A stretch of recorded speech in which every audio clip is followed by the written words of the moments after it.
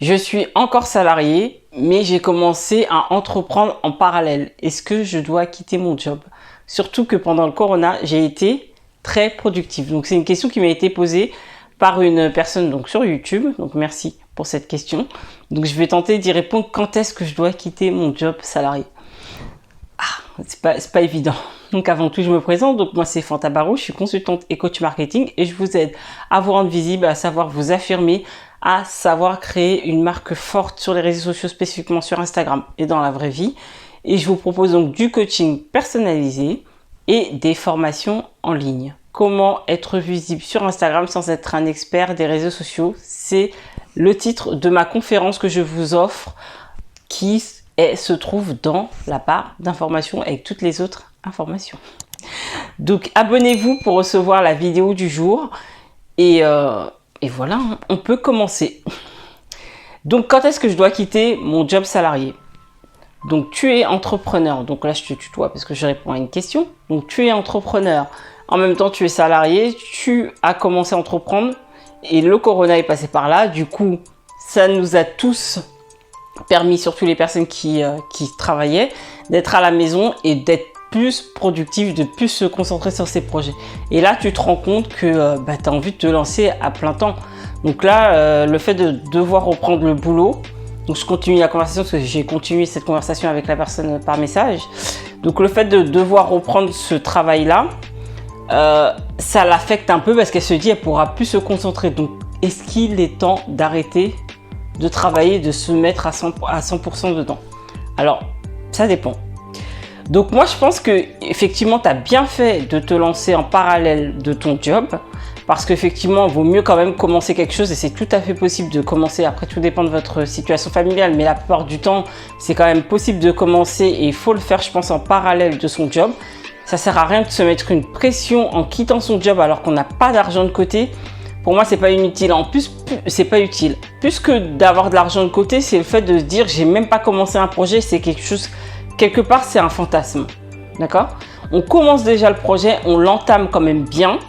Et ensuite, effectivement, si on sent que c'est le moment et que le projet est bien avancé, on peut quitter son job. Mais à condition d'avoir un matelas de sécurité. Ça, vraiment, vous avez un loyer à payer, vous avez des charges, vous devez manger.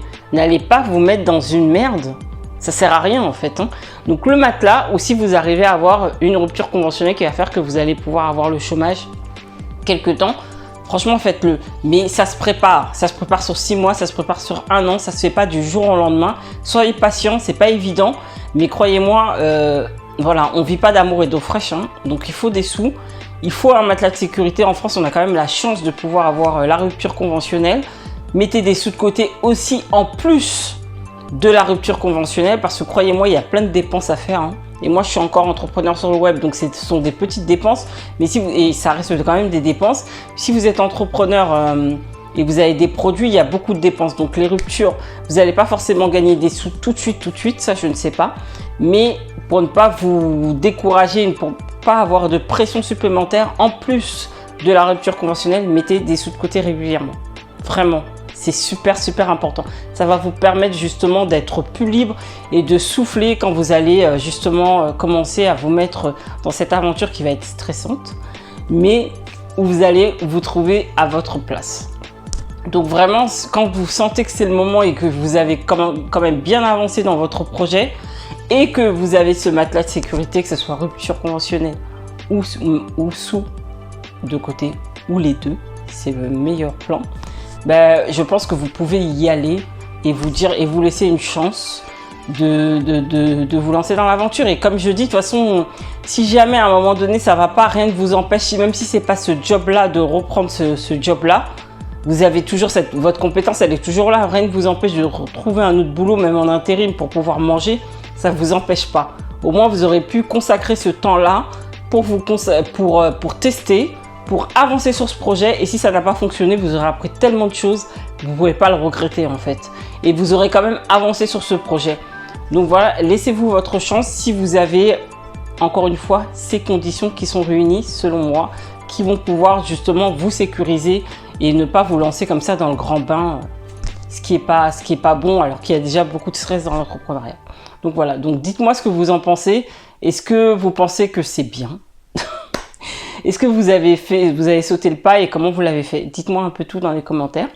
Et partagez la vidéo à quelqu'un que ça pourrait aider et abonnez-vous pour la vidéo de demain.